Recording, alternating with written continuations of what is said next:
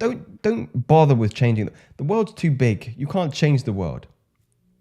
Change how you see, and then you don't need to. This was an incalculably stupid mistake that I was making myself for way too long after I heard about the individuals like Neville Goddard, like Vadim Zealand, like Dawson Church, everything in respects to mind creating matter, imagination creating reality, and how to start making those shifts happen more naturally, more serendipitously. And once I made this shift from this mistake, things started to happen as if by coincidence, but there are no coincidences. That's the key point.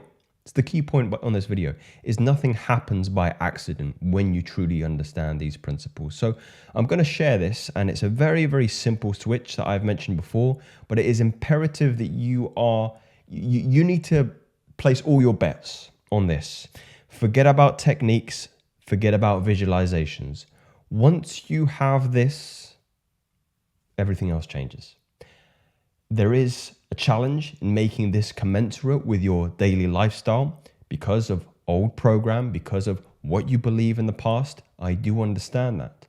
But I'm going to try my best to describe this in a way that is more palatable and digestible for your ear. So, the secret for full results: you need to think from your desire and not of your desire. I should probably cut the video there.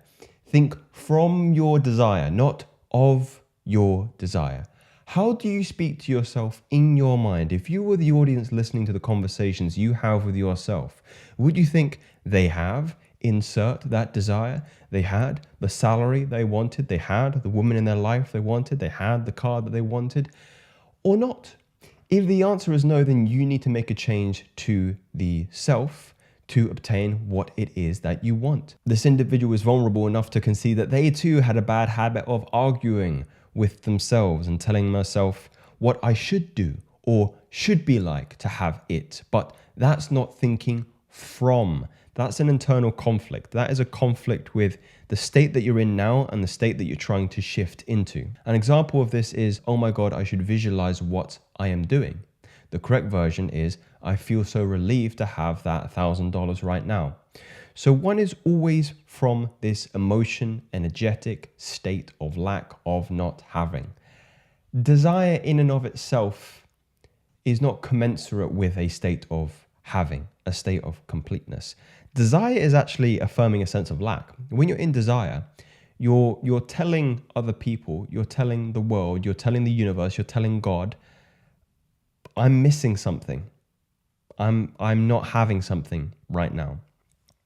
And if we marry this with the teachings of the Kybalion, with the teachings of Vadim Zealand, and the understanding of essentially that reality just reflects that which you have already, or that which you are. You don't get what you want, you get what you are. If you are lack, if you are incomplete, then you will have incompleteness. Then you will have not having. You see how this works? It's a cruel trick. It's a cruel trick, okay? So all I did was change the daily thoughts I get into somebody who already has the thing that I want.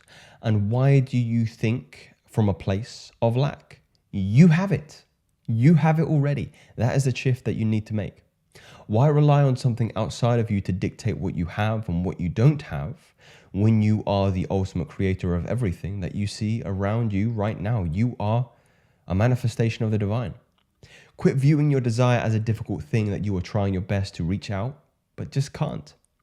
Even the people around you show up in the way that they do because you decide to see that version of them. People have an infinite amount of versions of themselves, just like you. You are projecting a hologram, a mask, a facade upon them through this. It's like you're wearing a specific lens of glasses, right?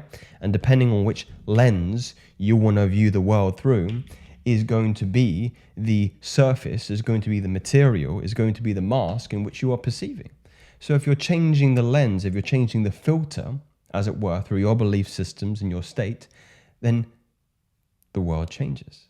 Don't bother with changing. The world's too big. You can't change the world. Change how you see, and then you don't need to. So, which reality are you tapping into? Is this the reality that you deserve or no? Because once you start thinking, feeling, and being the version of you that is your manifestation, you begin to shift into your most desired reality. And you'll be surprised about how quickly you start to see it. Now, immediately people's knee-jerk reaction is, well, Joseph, why haven't you been consistent with a vision of $1 million or driving a Ferrari? Both of those things, ironically enough, don't bring me that much pleasure. I know it might be hard to believe, but I'm more of an individual that is content with the experiences and adventure of life instead of, let's say, the material trappings of success. And also, people who choose to move in this direction will always be undone by their own cynicism and their own doubt. Meaning, most people, as soon as they think about this, go to the extreme ends of things, and they'll go to the Ferrari, they go with $1 million, and they will never exercise on this law from a place of truth, because the people who are most cynical usually go to the end of the spectrum. Start small. Start with maybe getting in contact with somebody that you want to be in contact with. That's what I did, and it happened. And you start to build up. And you know what's great is I have a library on my Notion page, a page which is just full of all these things that I visualized in my head as having in the now, and they've come to fruition within 30 days. You have that, what would you say, fact, you have that backing, you have that confidence of previous success, that when you start to ask for things that might be a little bit outside your area of, what would you say, possibility, it comes more quickly because you have success previously. And then you just start taking more steps and bigger steps. It's like a muscle. And once you exercise it and become strong, you start lifting heavier and heavier and greater realities into existence. And it's fun. It's really, really fun. And you also need to remember you can only attract things in your life on an energy that you are commensurate with, meaning individuals who immediately have this knee-jerk reaction to go with $1 million are usually in a place of apathy, shame, guilt, depression, lust, envy, greed. These things are so low, you don't have the aura, you don't have the magnitude, you don't have the energy to be commensurate with these kinds of emotions. So it rarely happens. So stop desiring and start affirming a feeling of contentment. And these things come very, very quickly. Start small. These aren't theories, facts. Speak soon.